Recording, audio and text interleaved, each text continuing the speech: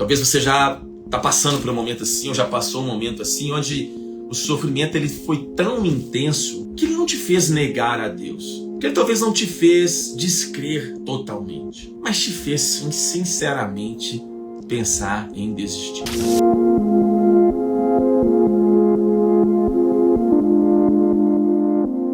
Vou ler aqui um texto, um dos meus favoritos na Bíblia, que está no livro de Jeremias, no capítulo 20. Tu me forçaste a isso, ó Deus. É Jeremias falando do seu chamado, da sua vocação. E eu permiti que o fizesse, mas foi demais para mim. E agora eu virei motivo de piada. Todos zombam de mim. Toda vez que eu abro a boca, estou gritando assassinato ou estupro. Isso é Jeremias falando sobre o seu ministério profético.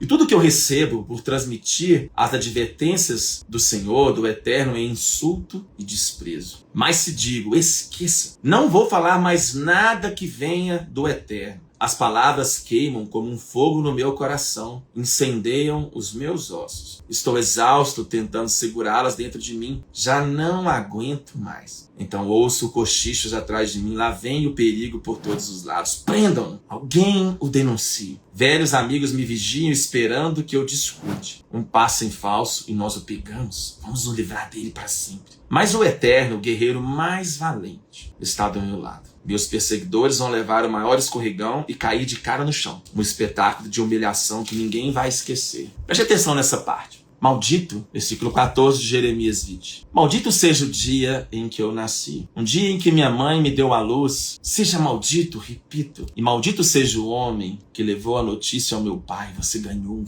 filho, é um menino. Que aquela notícia de nascimento seja esquecida, apagada dos registros. E que o homem que trouxe seja caçado até morrer, por causa da má notícia que trouxe. Ele deveria ter me matado antes de eu nascer.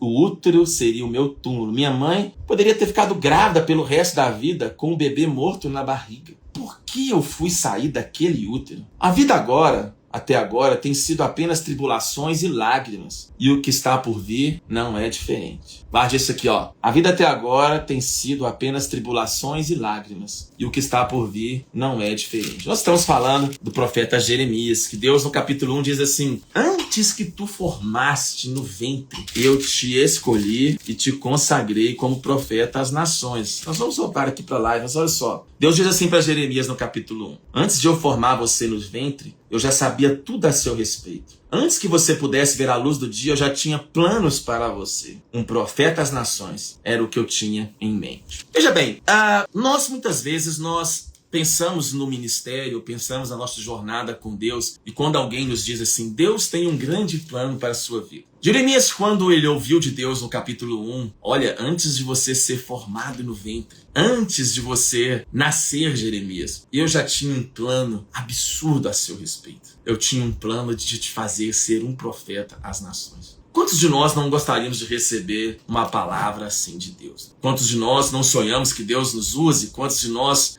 não sonhamos que Deus faça o extraordinário por meio de nossas vidas? Quantos de nós não queremos ser profetas, não queremos ser pessoas usadas por Deus com grande testemunho? Mas fato é que nós muitas vezes ignoramos que as pessoas que Deus usa, que as pessoas que Deus às vezes chama, elas são pessoas que têm a vida marcadas por muitas dores, marcadas por muitos sofrimentos, marcados por muitos dilemas existenciais, marcados por muitos momentos onde parte delas vai querer seguindo a Deus, mas parte delas vai viver um choque emocional muito grande. E é o que nós lemos aqui no capítulo 20 do livro de Jeremias. Jeremias aqui no capítulo 20, ele tinha sido açoitado pelo sacerdote da época. Literalmente ele foi exposto em praça pública. E o sacerdote Pazur tinha mandado dar uma surra no profeta Jeremias. E o profeta Jeremias, ele diz uma coisa com muita honestidade para Deus. Ele diz assim, Senhor, olha Deus, o Senhor me colocou nessa cilada. O Senhor me persuadiu a ser um profeta. Olha, eu já tentei, Deus, sair desse rolê de ministério. Já tentei sair desse rolê de acreditar no Senhor. Já tentei esquecer. Não vou falar mais nada do Senhor, Deus. Eu desisti do Senhor. Eu não quero mais saber desse negócio de ficar pregando, eu já não aguento mais. Olha as palavras dele. Esqueça, não vou falar mais nada do Eterno. Não vou falar mais nada. Deus, dá um tempo para mim. Ao mesmo tempo, ele diz o seguinte. Quando eu disse isso, as palavras queimam como um fogo no meu coração e incendeiam os meus ossos. Emocionalmente, nas minhas emoções, na minha alma, no meu físico, no meu emocional, eu tô abalado, no meu emocional eu tô com dúvida, no meu emocional eu tô angustiado, no meu emocional eu tô cansado, no meu emocional eu estou exausto, eu não consigo mais seguir em frente. Mas dentro de mim, lá no fundo do meu coração, tem um fogo, tem uma coisa mais forte do que eu, que não consegue me fazer parar de acreditar no Senhor, que não me consegue fazer com que eu desista no meio do caminho. Você que está assistindo a live, você já passou por um momento assim, onde parte de você dizia, o sofrimento é grande demais. Onde parte de você dizia, não faz sentido Deus no meio de tanto sofrimento. Deus não pode ser bom porque aconteceu tal coisa. Deus não pode ser justo porque tal coisa aconteceu comigo. Eu posso até acreditar em Deus, mas depois de tal coisa eu prefiro não me envolver com essas coisas. Talvez você já está passando por um momento assim, ou já passou um momento assim, onde o sofrimento ele foi tão intenso que ele não te fez negar a Deus. Que ele talvez não te fez descrer totalmente, mas te fez sinceramente pensar em desistir. Ou talvez até, como aqui em Jeremias é levado a um extremo tão grande, onde ele chega a dizer assim, porque eu saí do ventre materno só para ver tribulações e lágrimas, e o que está por vir não é diferente. Já chegou num ponto da sua vida onde você desejou não ter nascido? Tu já chegou a um ponto na sua vida onde você pensou que era melhor não existir? Que era melhor não sair da barriga da sua mãe? Que era melhor talvez não ter vindo ao mundo? Esse foi o sentimento de Jeremias no capítulo 20. E nós não estamos falando aqui de uma pessoa sem experiências com Deus. Nós não estamos falando aqui de uma pessoa que não tinha conhecimento do Senhor, do Eterno, não. Nós estamos falando aqui de uma pessoa que era usada por Deus e que conhecia a Deus. A vida do profeta, ela nos mostra claramente que você pode andar com Deus, que você pode ser usado por Deus, mas o seu coração ele ser tomado por momentos de muita dor. Para o seu coração ser tomado por momentos de muita angústia. Que o seu coração pode ser tomado por momentos de muito sofrimento. Onde parte de você vai crer e onde parte de você vai pensar em desistir. Onde parte de você vai querer seguir em frente e onde parte de você vai querer parar. Esse discurso de hoje em dia, de que tudo é euforia e alegria, esse discurso de hoje em dia, de que basta você mentalizar o sucesso, que a sua vida vai ser totalmente próspera. Esse discurso hoje em dia de que tudo são códigos ou chaves mentais, ou de que basta você acordar de manhã com pensamentos positivos, que tudo vai dar certo. Esse discurso ele não se sustenta na realidade bíblica e ele não se sustenta na simples observação da vida que nos cerca todos os dias. Não, Antônio, o ser humano não foi criado para sofrer e se lascar na vida. O ser humano foi criado para a glória de Deus. Mas a Bíblia não nos mostra de que a pessoa que é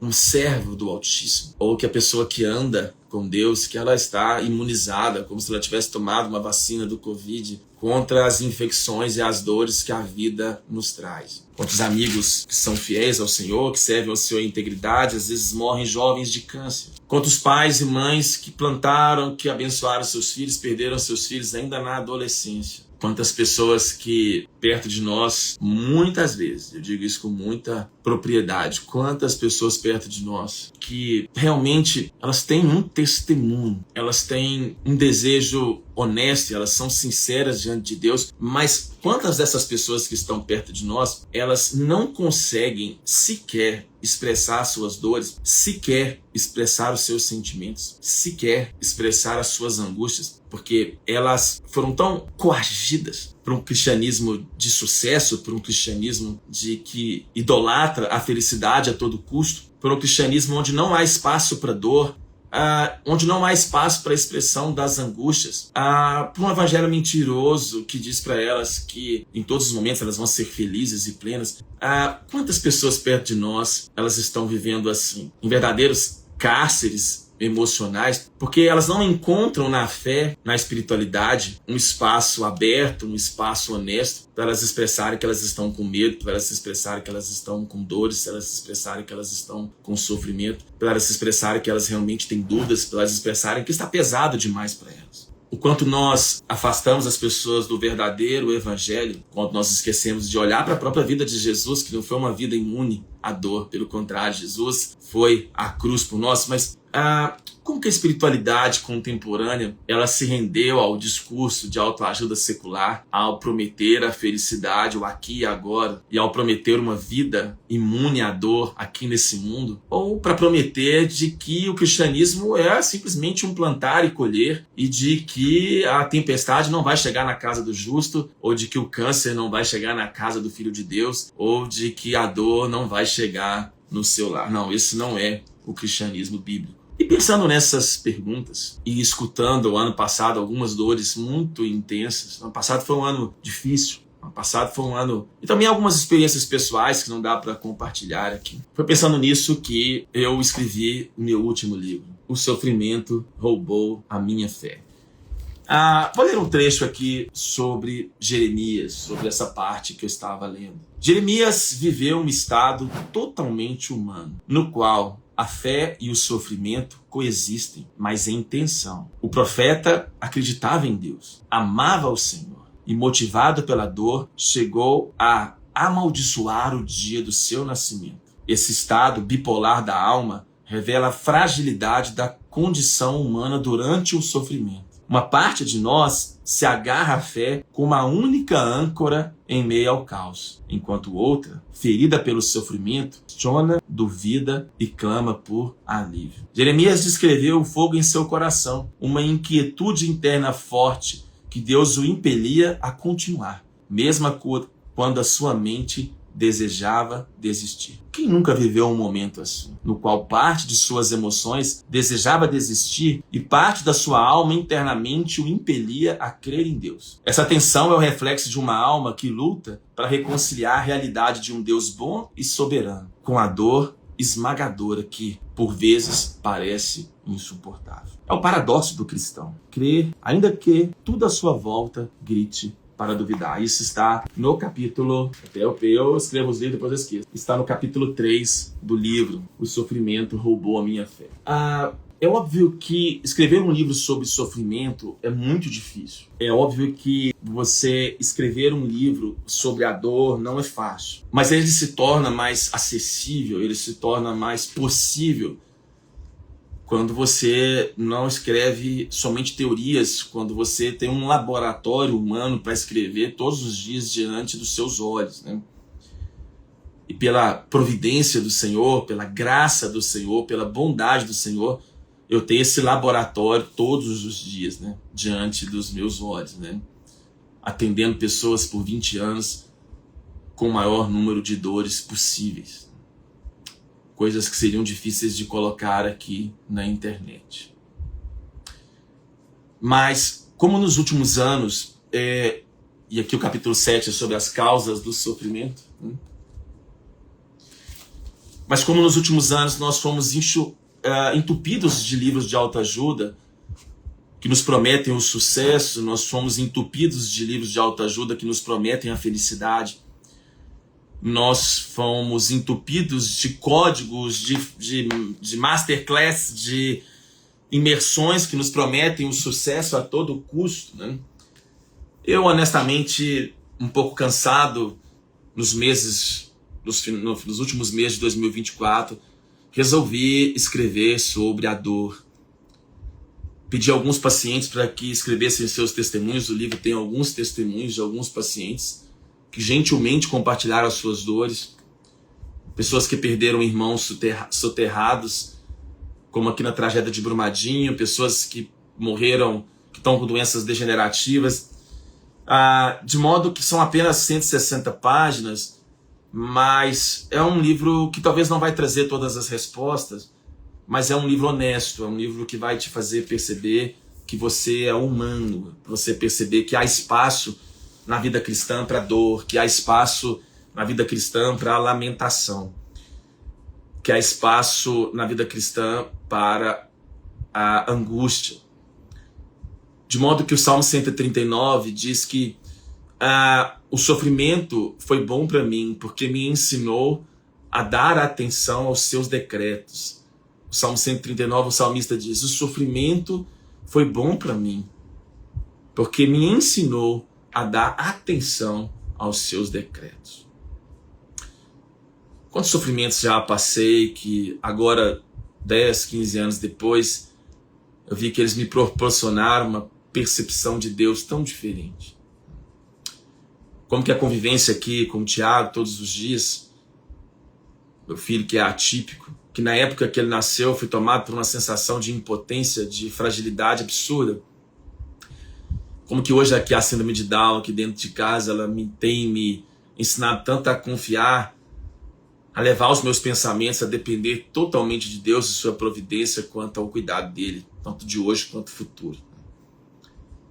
O quanto que as histórias de tantos pacientes que perderam seus maridos, que perderam seus filhos, que passaram por lutos imprevistos, quantos amigos perdi na pandemia, ainda jovens. Lembro de 2 pastores amigos, um grande amigo que perdi na pandemia de Covid com menos de 40 anos, que deixou uma filha pequenininha com 1 ano de idade, sem nenhum tipo de fator de risco, sem nenhum tipo de comorbidade, sem nenhum tipo de doença. O quanto que esses testemunhos, o quanto que essas histórias de fé, de ouvir suas famílias, de ouvir o que veio depois, de ver como que Deus se revelou depois, de ver como que a glória de Deus foi se manifesta posteriormente na vida de tantas pessoas, me ensinou tanto sobre o sofrimento.